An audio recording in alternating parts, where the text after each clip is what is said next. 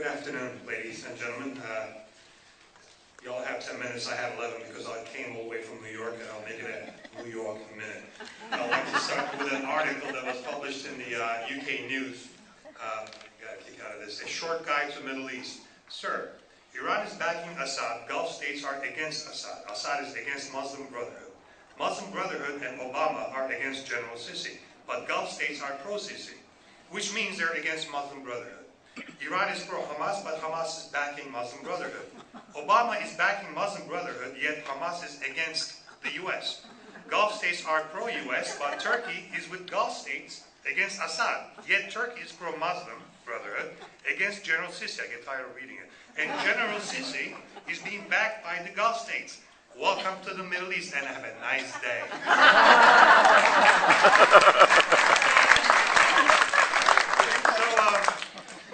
It's interesting because Turkey, I think, is kind of like stuck in between the rock and the hard place.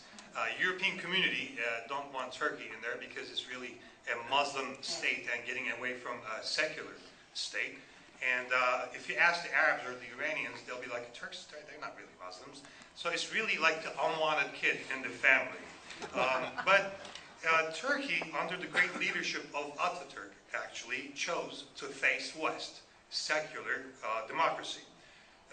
Jews, Christians, Muslims, they lived under the same roof for centuries. So now we talk about Turkey at 90 and this new terminology, moderate Islam. So what is moderate Islam? I mean, can you think of like a moderate Christian state or a moderate Jewish state? Actually, no such thing exists, but this was a policy adopted by the State Department years ago. I don't know if you remember. It was the Green Belt of Islam against communism. And wherever we tried it, it backfired. It never worked. From Morocco to Lebanon to, you name it, Afghanistan, Iran, so forth, and so on. Because, you know why? Trying to use religion and trying to use ignorance is a dangerous game. Because ignorance is ignorance. I don't care where it is. It doesn't matter. It could be in Knoxville, Tennessee by a preacher, where whatever you do, you burn in hell. Or it could be a rabbi in Israel, or it could be in Istanbul. Because if this wasn't correct, if ignorance wasn't ignorance, this imam in Egypt, this is interesting, could he have said that you can have sex with your woman until 6 hours after she's dead? So much for my sex life. You taping this? My wife would kill me for this joke. But he says you can marry a girl older than 8. But this is my favorite. He says, if you listen to me to the T and do as I say, we men are distinguished. And if we listen to him, when we die, we go to heaven. And we get to choose between 70 virgins. So if you listen to this guy, of course. So it's like, it's great. It's like a big gentleman's club over there. And you walk, it's like 9 o'clock, 10 o'clock, 11, bring your sister. So I don't know what they're smoking, but you know, if ignorance is ignorance. Because if you're not ignorant, if you know, you could say, hey, guy, wait a second. What are you smoking? Where are you getting this from? And you could question him. But if you don't know, you follow him. So that's really the difference between secular and the moderate so-called Islam. There's an old Turkish saying that says you're better off to have a smart enemy than to have an ignorant friend. So the daily newspaper Zaman warns that the current developments in Turkey overshadow any attempts for democracy and the so-called package for democracy. Now this is important. Why is this important? Because this newspaper belongs to the Gülen movement. Turkish preacher, Fethullah Gülen, who has enormous influence within the government. Who is Gülen? Gülen is the most dangerous Islamist ever lived.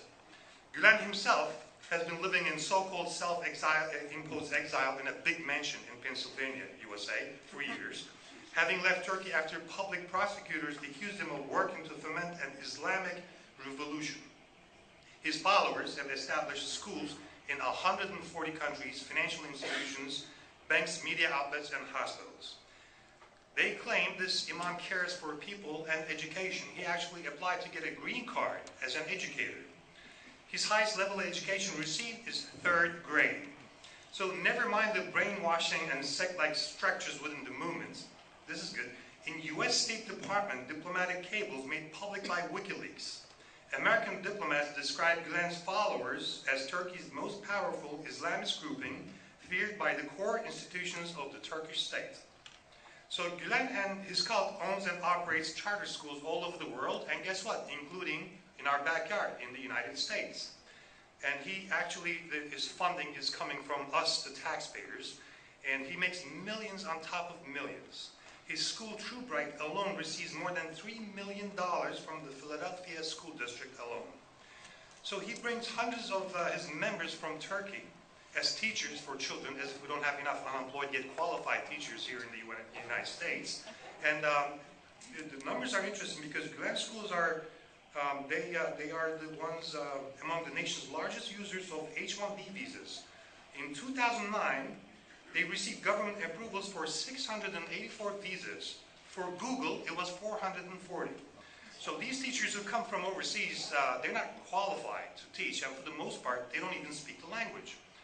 And he pays more than decent salaries, but unofficially, 40% of these salaries are donated back to the organization, conveniently in cash. So Gülen, Turkey at 90, Gülen and Erdogan, they're not really different because they had a deal. It's a strategic partnership. Gülen would secure votes for Erdogan, and Erdogan would protect Gülen's followers. On top of the list was mutual enemy, the Turkish military. Military's enemy not because they really get involved, but it's an obstacle for them. Not that they really care about, democracy. Prime Minister Erdogan expressed the way he feels about democracy many times. He said it was a tool until he got what he wanted out of it. He said democracy is a train where he could catch a ride until he reaches where he wants to be.